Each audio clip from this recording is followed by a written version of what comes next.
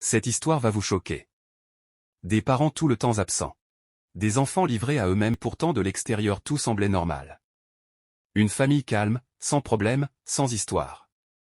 Mais derrière ces quatre murs, personne n'aurait pu imaginer ce qui se passait vraiment. Un silence qui cachait bien plus que de la tranquillité. Des habitudes qui se sont installées sans que personne ne les voie, et des conséquences qui allaient marquer toute une vie.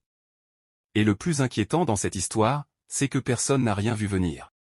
Avant de commencer, dites-moi en commentaire de quel pays vous me regardez, abonnez-vous à la chaîne si ce n'est pas encore fait, activez la cloche de notification pour ne rien rater et mettez un pouce bleu sous cette vidéo.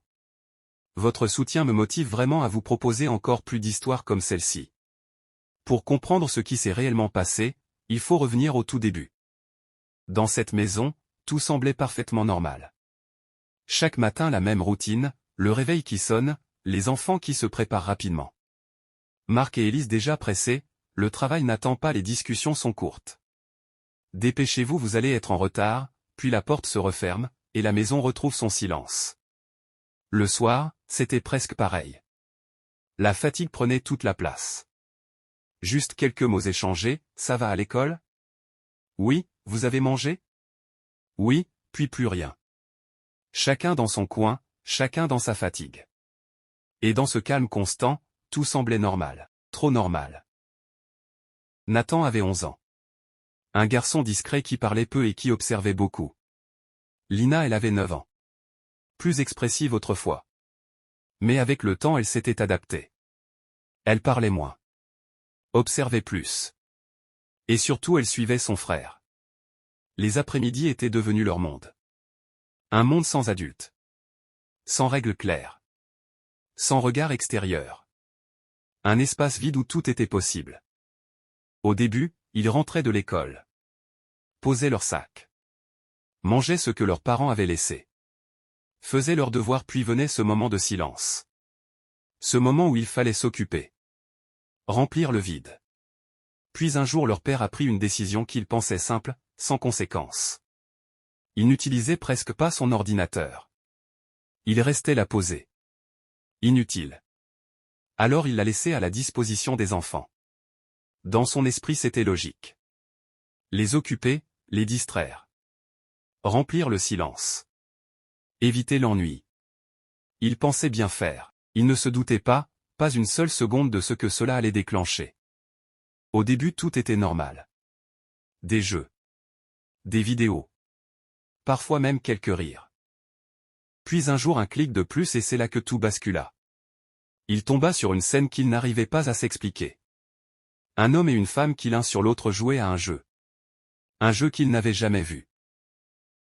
Un contenu inattendu. Quelque chose d'étrange, de nouveau, mais surtout intriguant. Il ne comprenait pas vraiment ce qui le regardait, mais il continuait, encore et encore. Parce que cela les intriguait. Et quand un enfant est intrigué sans être guidé, il ne s'arrête pas, il va plus loin. Alors un jour ils ont essayé de reproduire ce qu'ils avaient vu. Sans conscience, sans intention, juste par curiosité. Et ce qui n'était qu'un moment isolé est devenu quelque chose de répété. Quelque chose qui revenait. Quelque chose qui s'installait. Les jours ont passé. Les semaines aussi. Et sans qu'ils s'en rendent compte, une habitude s'est créée. Un jeu qui n'aurait jamais dû en être un aîné, et continue pourtant d'être pratiqué fréquemment. Personne ne voyait. Personne ne posait de questions. Et dans une maison où personne ne voit, tout peut devenir normal. Le temps a fait son travail, leurs corps ont changé, leur compréhension aussi. Ce qui était une curiosité est devenu une sensation, puis une envie, puis un besoin. Et ce besoin revenait encore et encore. Ils ont essayé d'arrêter au moins une fois, peut-être deux. Mais ce qui est répété pendant des mois ne disparaît pas en un jour. Alors ils ont continué différemment.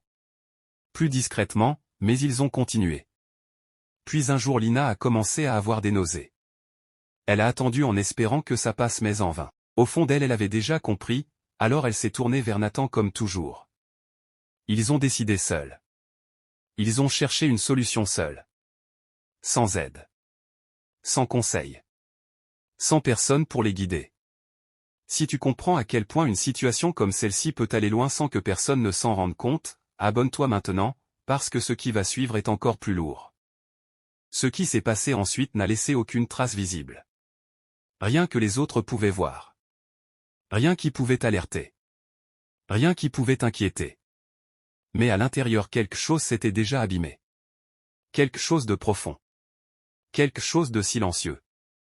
Et pourtant malgré tout cela ils n'ont pas arrêté. Parce que l'habitude était devenue plus forte que la peur. Plus forte que la raison. Plus forte même que ce qu'ils savaient au fond d'eux. Ils continuaient encore et encore, comme si cela faisait désormais partie de leur quotidien. Les jours sont devenus des semaines. Les semaines sont devenues des mois. Et sans qu'ils s'en rendent vraiment compte, cette situation s'est installée durablement. Elle faisait partie de leur routine au même titre que l'école ou les repas.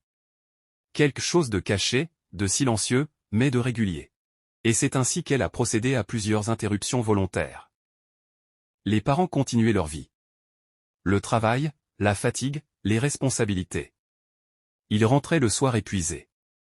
Voyaient des enfants calmes. Sans problème.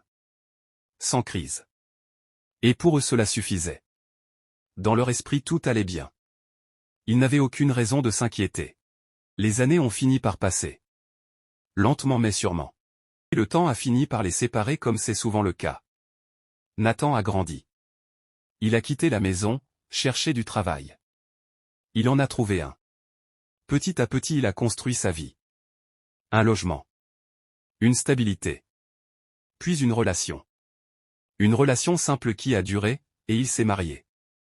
Lina a suivi un chemin similaire. Elle aussi a grandi. Quitté la maison. Elle a rencontré quelqu'un, le grand amour. Leur relation s'est construite naturellement, sans difficulté apparente, et avec le temps ils ont décidé de se marier. Au début tout semblait normal. Une vie de couple simple. Des habitudes. Des projets. Des discussions. Une vie qui ressemblait à celle des autres, rien d'inquiétant, rien d'anormal. Puis les mois ont commencé à passer. 1 an. Puis 2, et toujours aucun enfant. Au début cela ne les inquiétait pas vraiment. Ils prenaient leur temps. Ils se disaient que cela viendrait naturellement. Mais avec le temps les choses ont commencé à changer. Les questions sont arrivées, les regards aussi. Et petit à petit le doute s'est installé. Son mari, lui, a commencé à s'inquiéter. Pas de manière brutale, mais de manière progressive. Il voulait comprendre. Il ne voulait pas rester dans le doute. Alors il a proposé de faire des examens pour avoir des réponses claires, des réponses concrètes. Lina a accepté.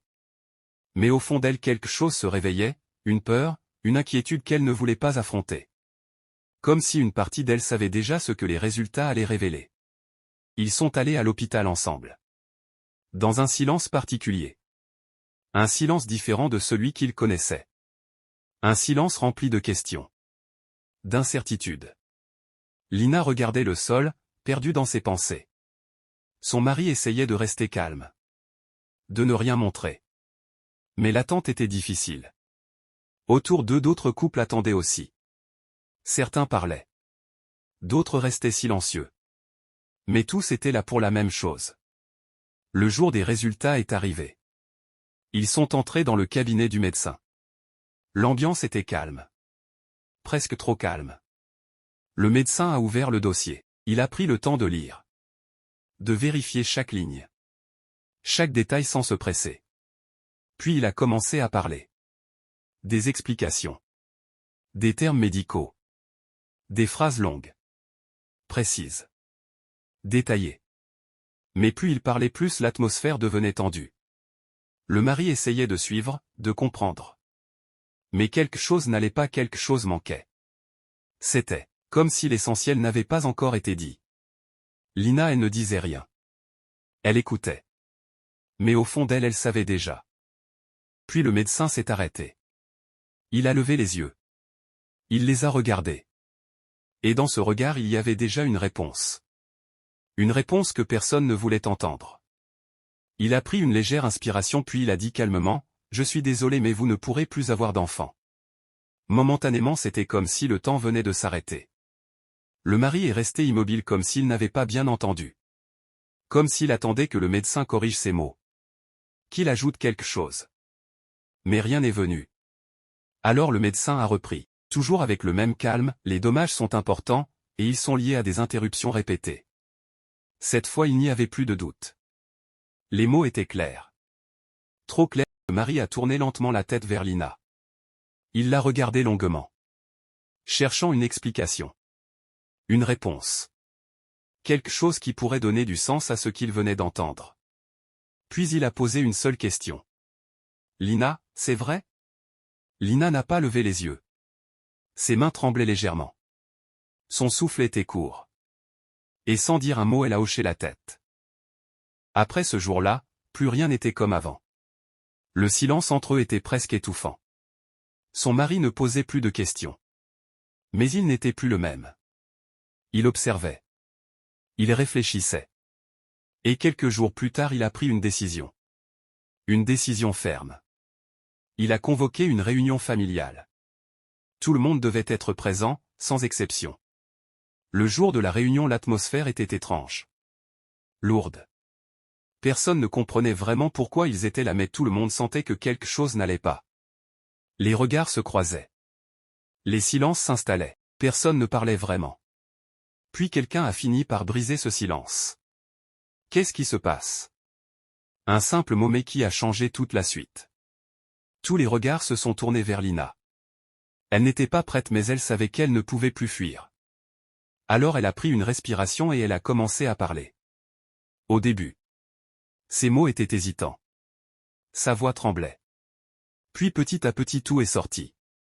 Elle a raconté les après-midi seuls. Le silence de la maison. L'ordinateur laissé à leur disposition. Les premières vidéos. La curiosité. Puis les répétitions.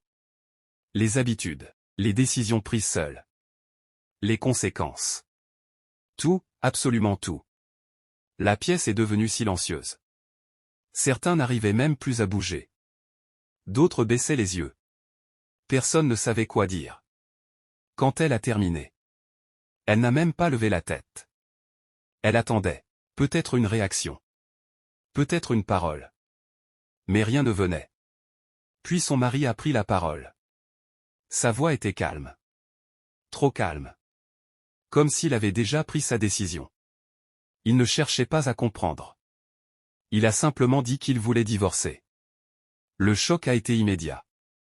Lina s'est effondrée. Elle a essayé de parler, d'expliquer encore. De revenir en arrière. Les membres de la famille ont commencé à intervenir. Certains ont essayé de calmer la situation. D'autres ont supplié. Donne-lui une chance. Réfléchis encore. Mais lui ne bougeait pas. Sa décision était prise. Et rien. Absolument rien ne pouvait la changer. Depuis la réunion. Plus rien n'était comme avant. Parce que cette vérité ne s'arrêtait pas là. Elle ne concernait pas qu'un seul couple. Elle touchait toute la famille. Le couple de Nathan lui non plus n'a pas pu supporter ce qu'il venait d'entendre. Au début. Il y a eu un silence froid. Distant. Les regards avaient changé. Les gestes aussi. Plus rien n'était naturel. Plus rien n'était simple. Et quelques jours plus tard. Ce couple aussi s'est brisé. Comme si tout avait déjà été décidé au moment même où la vérité avait été révélée.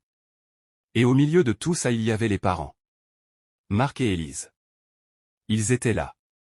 Présents. Mais complètement dépassés. Ils ne savaient plus où se mettre.